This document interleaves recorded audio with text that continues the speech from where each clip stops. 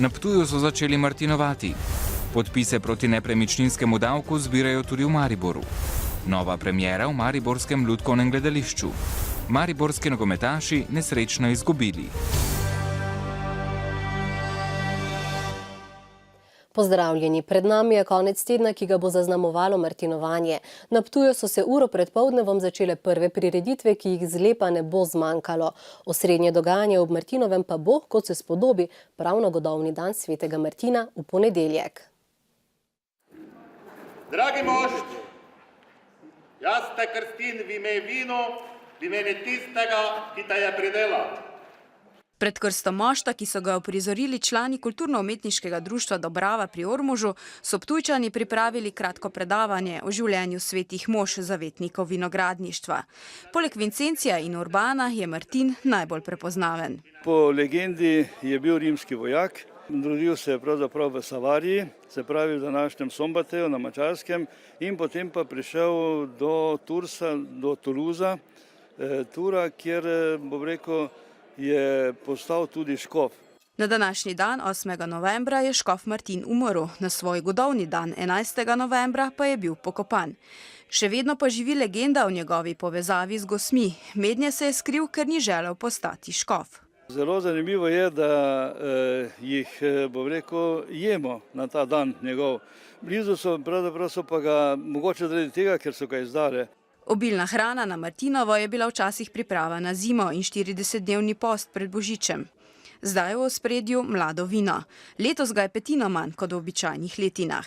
Srečamo vina, ki so tipična, štajerska, lahko rečemo, se pravi sveža, kot sem rekel, izraženo to svežo, lepo kislino.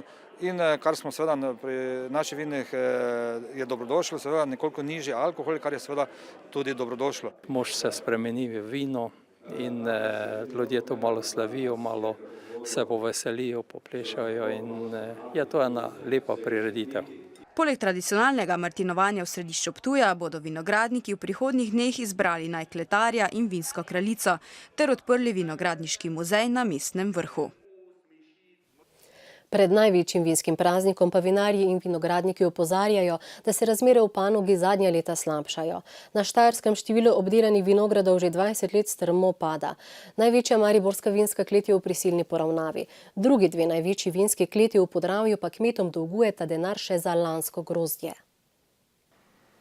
Največji vinogradnik v državi, Ormoška vinska klet, prideluje grozdja na več kot 600 hektarjih. Poleg lastne pridelave vsa leta odkupuje še enkrat toliko grozdja od kmetov iz okolice. Za lansko letino še vedno dolguje del plačila. Likvidnostne določene težave so, bremena do bank v tem trenutku so kar velika, ampak sem prepričan, glede na to, kakšne so dogovore z bankami bili letos v spomladi in kar smo se, bom rekel, tudi dogovorili in podpisali, da te naše težave likvidnostne so bolj kratkoročne narave in niso dolgoročne. V Ormožu poudarjajo, da imajo nove trge v tujini, zato so letos odkupili še več grozdja kot lani. Bremenijo jih vlaganja, saj so v zadnjih 4 letih, ko je klet prevzel novi lastnik, v celoti posodobili proizvodnjo. Tudi na Ptuju, kjer so popolnoma odvisni od kooperantov, grozdje plačujejo v 14-mesečnih obrokih. Do februarja prihodnje leto bodo poplačali letino 2012. Vztrajamo pri pogodbenih, ki jih imamo, namreč vinogradništvo je na dolgi rok, tudi skozi kakovostno gledano in seveda na koncu tudi plačila. In seveda z zanesljivimi partnerji potem lahko stvariš tudi kakovost. Da je kriza močno prizadela dejavnost, je bilo opazno tudi na osrednji mariborski vinski prireditvi, kjer je bilo letos kar 20% manj vinarjev kot prejšnja leta. Turizem je edina še naša nekakšna kako bi rekel, ena veja, kjer lahko še vlagamo in kjer bomo lahko še mogoče preživeli. Kako strokovnjaki gledate na te razmere? Kaj si želite? Mislim, da je to splošen pojav v Evropi, v svetu, v družbi, zaradi tega, ker imamo se vedno manj časa usesti, pa kak kozarec vina popiti in ob njem pokremljati. Sicer je letina vinorodne dežele Podravje okoli 20% manjša od običajne. Razlog sta vremensko neugodna pomlad in suša. Končno oceno o samem vinu bomo dali v ponedeljek, ko bomo dobili uradno vino na dan Martina. Vendar lahko rečemo, da so letošnje sladkorne stopnje v povprečju mogoče nekoliko nižje, kot smo jih bili vajeni v zadnjih letih. Kljub vsemu uspešni slovenski vinarji vedno več vina prodajo v tujino. Tam se počasi, a vztrajno dvigajo tudi cene slovenskih vin. To pa bo gotovo pripomoglo k razvoju panoge. Razvoja in nadaljevanja proizvodnje si želijo tudi ob ptujskih pekarnah, ki so se znašle v likvidnostnih težavah. Mariborska Probanka, ki je v nadzorovani likvidaciji, je namreč zavrnila podaljšanje roka za odplačilo kreditov v višini 1 milijona evrov. Kljub temu, da imajo blokirane vse račune, proizvodnja teče naprej. Prvi mož ptujske pekarne in slaščičarne s 65-letno tradicijo je zgrožen nad odzivom vodstva Probanke, kjer so jim med pogajanji za podaljšanje odplačevanja kredita zabrusili, čež da jim ne morejo omogočiti preživetja, ker bodo tudi sami čez 1 leto na cesti. Zaposleni so zelo ogorčeni nad tem razmišljanjem in nad dejstvom, ki so ga pač s Probanke naredili, se pravi, da nam onemogočajo samo poslovanje. Samo z nedavnimi ukrepi racionalizacije bi lahko prihranili do 350 tisoč evrov letno, pove direktor. Obstoj podjetja je ogrozil dober 1 milijon evrov visok kredit iz preteklosti, banka pa zahteva dodatna zavarovanja. Ob tem pa ni zanemarljivo dejstvo, da ima 18% solastniški delež v podjetju tudi Probanka. Niso sporni krediti, kar jih tudi naše podjetje načeloma lahko plačuje, ker posluje pozitivno. Klical sem takoj nadzorni svet, pristanemo na vsa njihova dodatna zavarovanja, samo prosili smo jih, če lahko nemudoma takoj nam sprostijo tekoče račune. Usoda 60 zaposlenih in njihovih družin ter 3,5 milijona evrov letnega prometa Probanke očitno ne zanima, končuje direktor in dodaja: borili se bomo do konca, saj smo prisotni v vseh pomembnejših trgovskih verigah, šolah in bolnišnicah. Delavci družbe Elektrokovina predstikalne naprave so za prihodnjo sredo zaradi nespoštovanja delovnopravne zakonodaje napovedali stavko. Podjetje je zaposlenim dolžno plače za letošnji september, cele 4 lanske plače ter regres za zadnje 3 leta. Kljub temu, da je podjetje v postopku prisilne poravnave, delodajalec ne izpolnjuje svojih obveznosti. Če jim do srede ne bodo izplačali septembrske plače in letošnjega regresa ter poravnali prispevkov, bodo stroje ustavili. V Elektrokovini so nazadnje stavkali junija lani. Mariborsko podjetje Snaga išče novega direktorja. Na razpis se lahko kandidati prijavijo do 16. novembra. Novi direktor naj bi mandat začel najkasneje 1. januarja 2014. Spomnimo, v Snagi so avgusta odpoklicali tedanjega direktorja Ivana Hanška in za vršilca dolžnosti imenovali Bernarda Majheniča.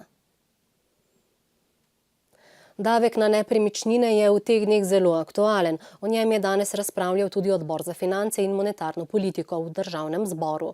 Po Sloveniji pa se medtem nadaljuje zbiranje podpisov za umik omenjenega davka.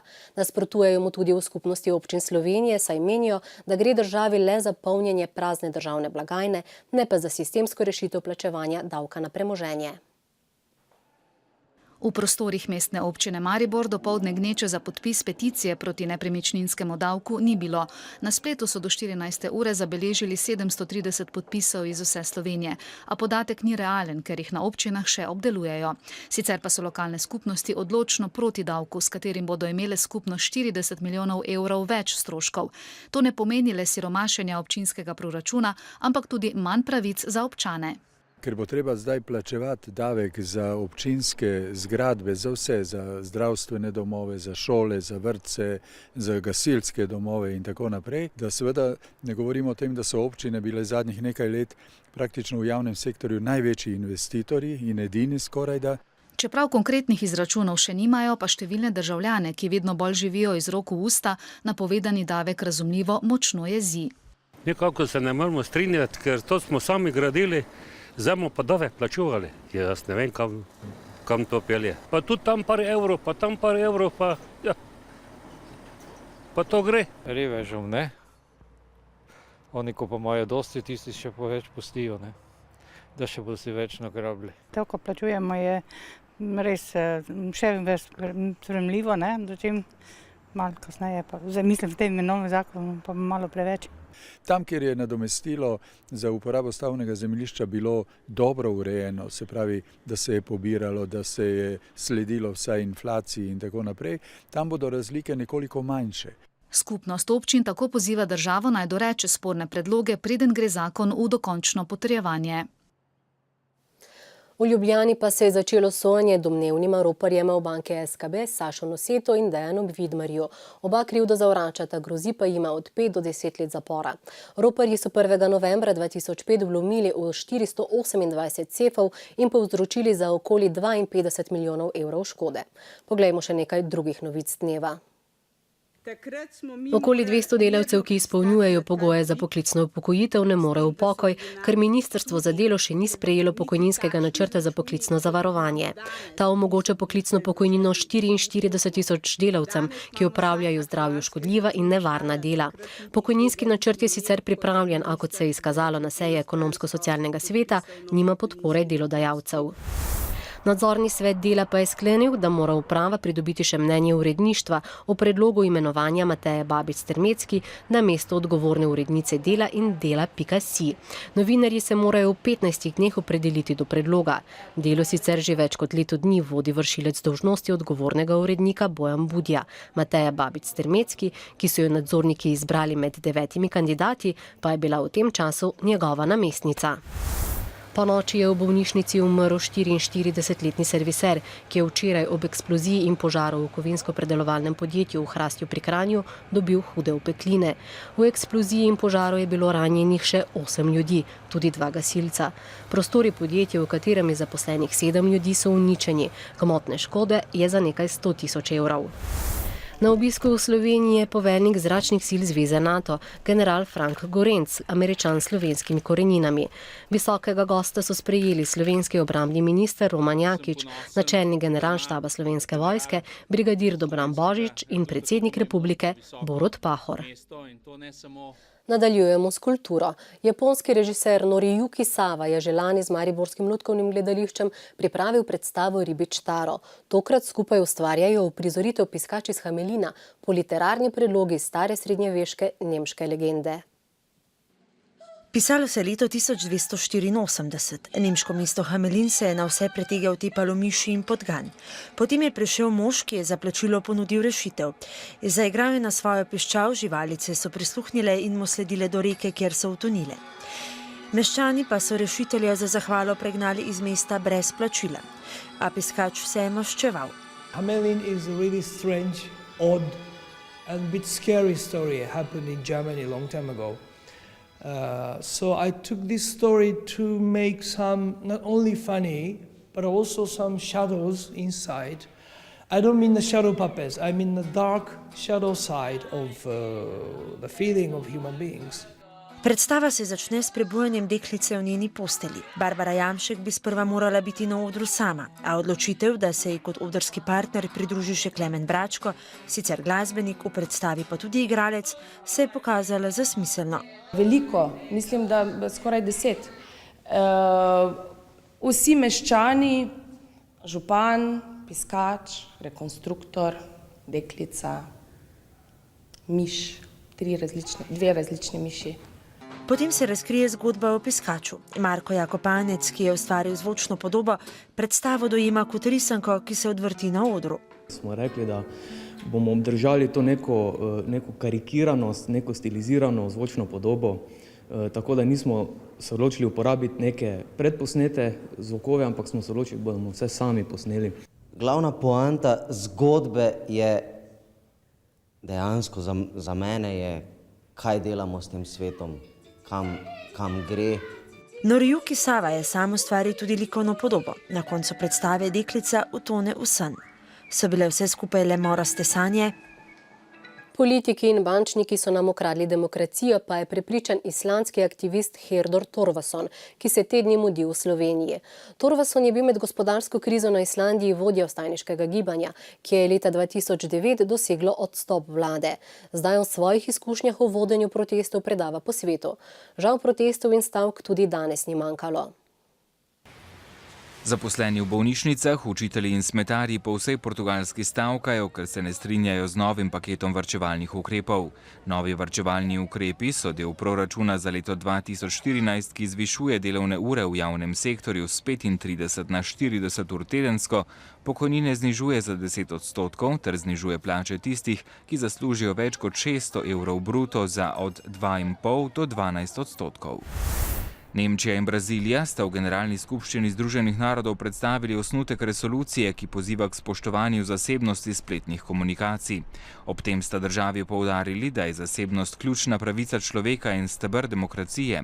Osnutek resolucije je nastal po razkritju ameriškega nadzora nad komunikacijami v mnogih državah. Pot do glasovanja o resoluciji bo sicer še dolga. Najhitreje naj bi do odločanja prišlo v 3 tednih, a tudi če se bodo države v njej strinjale, dokument zanje ne bo zavezujoč. Ameriško spletno podjetje Twitter je bilo presenetljivo uspešno z uvodno javno prodajo svojih delnic na borzi, saj so se te od uvodoma določene cene $26 za kos krepko podražile in trgovalni dan na newyorški borzi sklenile pri ceni $44,90, kar je skoraj 73% več od uvodno določene cene. Ameriški senat je potrdil predlog zakona proti diskriminaciji na podlagi spolne identitete ali spolne usmerjenosti na delovnem mestu. Sedanji zvezni zakon prepoveduje diskriminacijo na osnovi spola, rase in nacionalnega izvora. Predlog pa najverjetneje ne bo dobil nadaljne podpore, saj mu republikanska večina v predstavniškem domu nasprotuje in predsednik tega doma, John Boehner, ga niti ni dal na glasovanje. Filipine je dosegal eden najnevarnejših tajfunov v zadnjih desetletjih. Domove je moralo zapustiti že več kot 500,000 ljudi. Veter dosega hitrost do 235 km/h, sunki vetra pa dosegajo celo hitrost do 275 km/h. Tik pred koncem pa o nenavadni strasti Prekmurca Milana Gujtmana. Zbira vrčke za pivo, čez 700 mu jih je že uspelo zbrati. Brez skrbi, pridni zbiralec ni tako vnet pri pitju piva. Zanimivo je, da ga sploh ne pije. Pred 15 leti je bil Milan na obisku v Nemčiji. Od tam je pripeljal spominek, svoj prvi vrček za pivo. Prav ti vrčki namreč so postali njegova zbirateljska strast. Lončeni s poslikavami in pokrovi, tudi stekleni. Pomembno pa je, da je na njih ime pivovarne. Bil sem v Italiji, v Turčiji, v Nemčiji, v Avstriji, v Švici. Pač tam, kjer sem bil, tam se prinesel kozarec od piva. Veliko so mu jih prinesli prijatelji. Ponosen je na domače zbirke in vrčke izdelane v malih serijah. Čuvam tega, kaj je iz nemškega, kaj je šel, da je šla marka ven z obtoka v Nemčiji. Potem imam tu enega, kaj je bil na smetišči od Ludvika. Pivo je univerzalna pijača, zato je med Milanovimi mogoče najti vrčke in kozarce iz Ruande, Kitajske, Egipta, pa Rusije, Kanade. Sam pravi, da mu je zaradi konjička že kar malo nerodno. Ko pijem bilo kam v gostilno ali pa v restauracijo, prvo grem k šanku, pa pogledam, kaj je tam za kozarce in kaj tam točijo za pivo. Ob tem, da piva menda sploh ne pije. Smem, ker se zaradi moje debelosti, pijem pa raje vino. Morda pa bo, ko jih bo imel 1000, kar je njegova želja, začel zbirati recimo vinske sočke. V soboto bo oblačno, padavine se bodo čez dan krepile in zajele vso državo. Ob morju bo pihal jugo. V notranjosti Slovenije bo sprva pihal jugozahodni veter, popoldne pa bo v vzhodni Sloveniji začel pihati severovzhodnik. Ohladilo se bo. Meja sneženja se bo zvečer v severni Sloveniji lahko spustila do nadmorske višine okoli 1000 metrov. V nedeljo bo oblačno, občasno bo še deževalo, hladneje bo. V ponedeljek zjutraj bodo padavine ponehale, od zahoda se bo zjasnilo. Agencija za okolje še opozarja, da lahko v soboto zvečer in v noči na nedeljo močno narastejo tudi reke v vzhodni Sloveniji in da lahko pride do poplav. Prav o poplavah lanskih pripoveduje dokumentarni film Izgubljeni dom, ki ga je pripravila naša novinarka Ana Bučar s snemalcem Robertom Kramvoglom in montažerjem Sandijem Kolaričem. Vabljeni k ogledu ob 20:05. Mi pa vam želimo le še lep in miren konec tedna. Nasvidenje.